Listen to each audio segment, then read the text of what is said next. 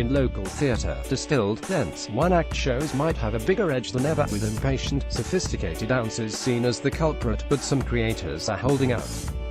Plays getting shorter. The Star's entertainment editor put this question to Carly Maga and me recently, and at first I wasn't quite sure what he was getting at.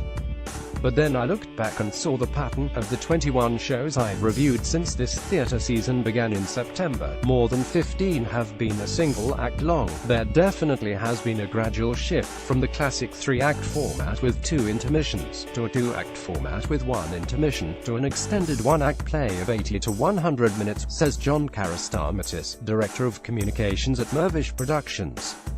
Mitchell Cushman, founding artistic director of the In-Company Outside the March, affirms the stereotype of the 90-minute, 3 to 4-hander Canadian play. Plays running at 70 or 80 minutes are, according to Company Theatre's co-artistic director Philip Richer, a newer phenomenon, perhaps connected to the fact that most of our playwrights come up through the fringe festivals. The majority of fringe shows need to come in at under an hour.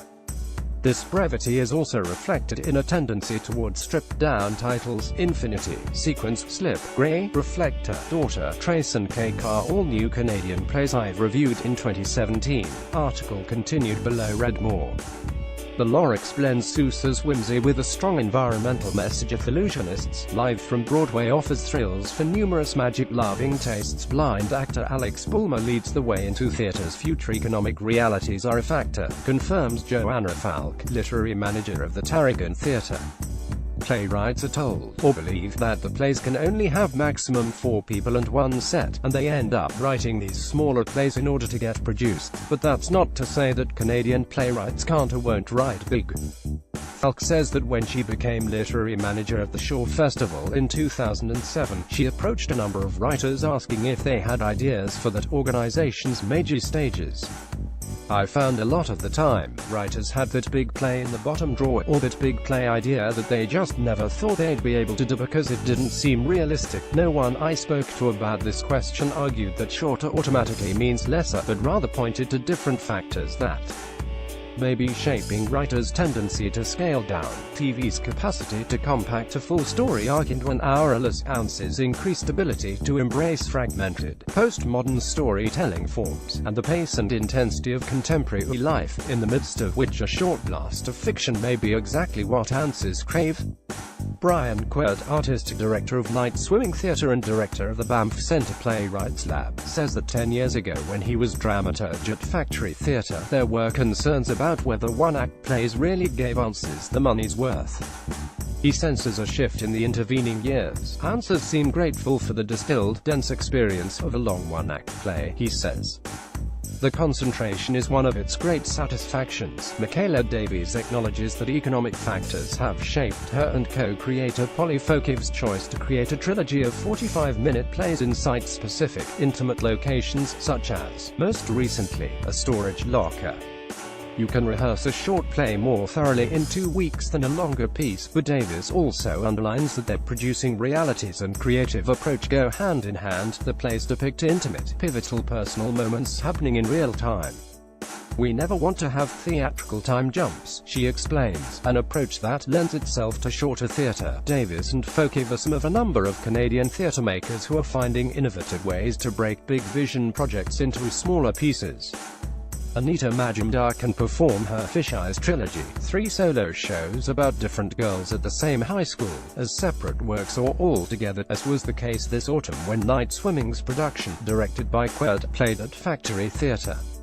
Donna Michelle Street.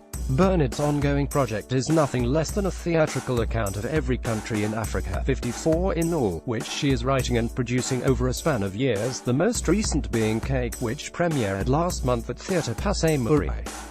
Shorter doesn't always mean better, several of my interviewees point out. I've had some of the longest experiences of my life watching 60-minute plays, says Cushman. He is one of several Toronto-area artistic directors who gravitate toward longer-form work. I'm a fan of us stretching the limits of the space Canadian theatre aspires to fill, Cushman says. This usually means that Outside the March works with other organizations, as with Sarah Rule's Passion Play, a 4-hour viewing experience co-produced in 2013 with Convergence Theatre and Sheep No War, and the 3-act musical Mr. Burns, produced in 2015 with Crows Theatre and Starvox Entertainment.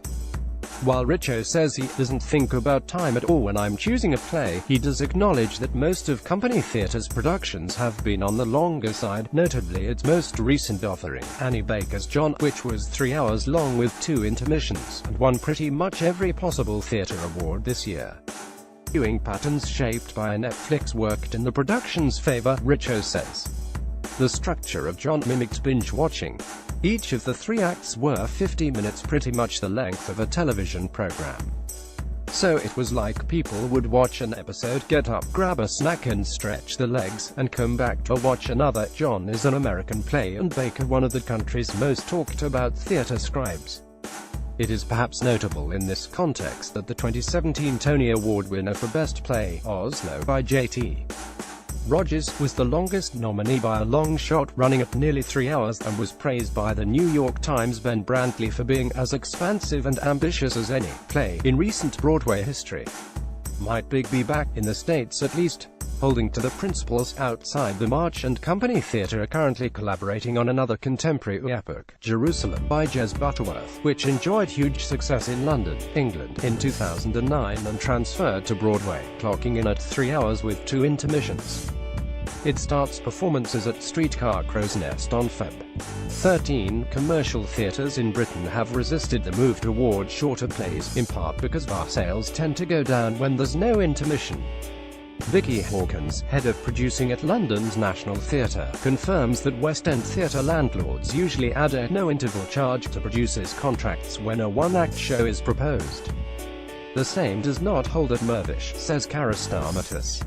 Bar sales are never considered in Mirvish's choice of material, he says, pointing out that several offerings in their current season, the plays Disgraced and Saltwater Moon, and the musicals Come From Away and Fun Home, are 1-actors. After all, if a play doesn't work for a large enough audience, it doesn't matter whether it has an intermission in which we can sell drinks and snacks, because we won't have enough customers in the theatre for it to make any difference to the bottom line. Karen Fricker is a Toronto Star theatre critic.